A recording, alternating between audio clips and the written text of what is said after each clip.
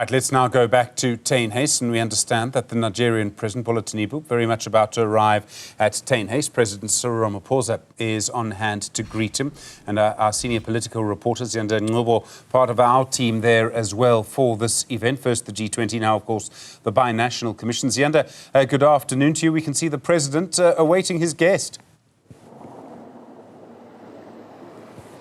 Absolutely, and his guest is now entering the gates of Teinheis, where President Cyril Ramaphosa is standing by to receive his Nigerian counterpart, Bola Tinubu. Of course, the two countries started off the conversation when the International Relations Minister and his Nigerian counterpart, Bianca Ojukwu, had that meeting yesterday, and you can see Ramaphosa walking the red carpet to meet Tinubu. An important conversation that's going to be taking place between these two nations that are also big economies on the African continent. You would have heard the president as well emphasizing this point when launching the G20 logo to talk about placing the continent on the agenda of the G20 presidency. There you have the heads of state greeting each other, and of course that they're going to have a tete-a-tete, and then they'll have lunch, and then of course that photo opportunity will be taking place. And so they're entering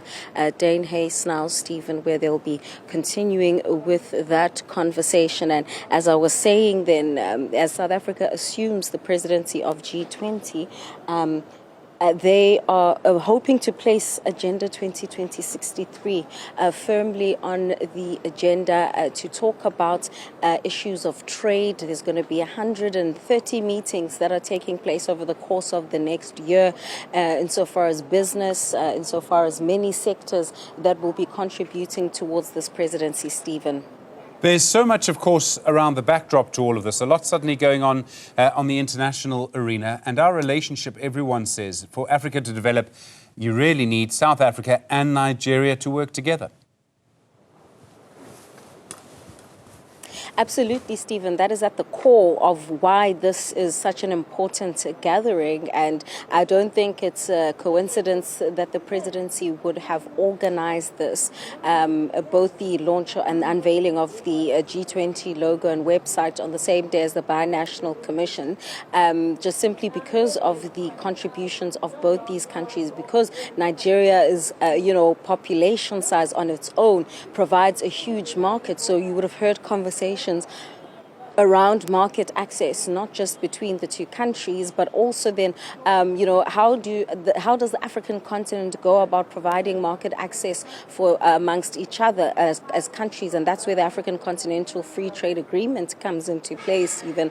But of course, and linked to that is how does the African agenda get firmly placed on the table, and in terms of how South Africa is going to ensure that the African continent benefits from this presidency. And of course, given against the bigger backdrop of, geopolitical tensions, how they are managed, how South Africa is viewed, how someone like Donald Trump, the U.S. president, has really fired his first salvo in a way around the BRICS currency and how he views such matters. Vincent Magwenya saying to us this morning that they will deal with these matters through the appropriate channels, and that perhaps once Donald Trump has engaged with South Africa, with the BRICS nations about their stance on this matter, perhaps then he may have a change of mind. So there are a lot of moving parts that come together and coalesce. But really the president confident that, issues such as our case in the International Court of Justice won't have an impact on being able to barter and negotiate, achieving what South Africa wants to achieve with its G20 presidency. Because at the end of the day, the art of diplomacy is also what you're able to achieve and whose support you're able to get. That soft power is going to come into play if South Africa's G20 presidency is going to be seen as a success. Not only for the continent, Stephen, but also for the global south, because once we hand over to the United States, it's going to be a while until a global south country hosts the G20 summit.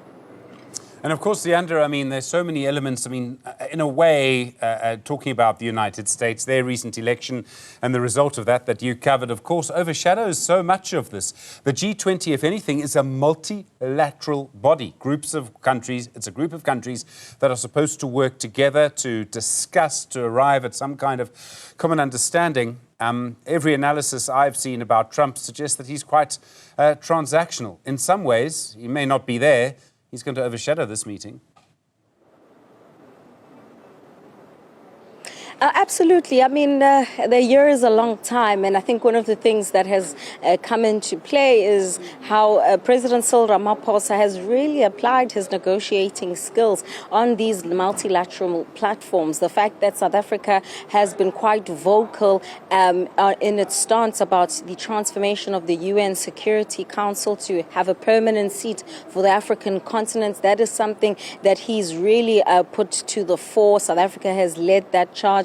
Even our ICJ case, in many ways, Stephen, South Africa has been at the forefront of dealing with geopolitical matters. The 6 African countries led by President Cyril Ramaphosa to provide peace in Russia and Ukraine has also been an initiative that has largely been seen to be led by South Africa. So insofar as maybe not having a Donald Trump here, I think it's too soon to preempt that, Stephen, given how both countries, the US is one of our biggest trading partners. And so it's one thing to post a tweet on X, an X post, I beg your pardon, I still think of Twitter, but it's another thing altogether, Stephen, when you look at the diplomatic channels. And as you've mentioned, the G20 is a multilateral platform, and a lot of the countries on this very platform are fighting against the decline of multilateral institutions and the faith and confidence that people have in these multilateral institutions. And so it's very difficult to say whether or not it's going to be as black and white